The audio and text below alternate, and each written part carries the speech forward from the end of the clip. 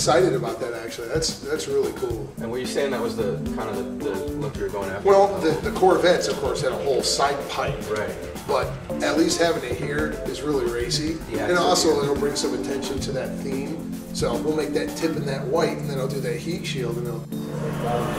So Steve, tell us about the side exhaust. What are you thinking? It's bitchin'. We're here with David. I like this. Right. This is cool. This is going to be really cool because I'll unbolt after the fact. Right. I'll take that piece and get it done in that white, not white, and then whatever tip winds up being, I'm going to make like a stainless rivet shield, which will look really racy, and it'll also bring your attention down to the tip too. And now, corporate has wanted more blue in the car, so we're going to take the blue that's on the top. We're going to bring blue up to here, so the white tip and the stainless shield will like massively bring attention down. So the white tip.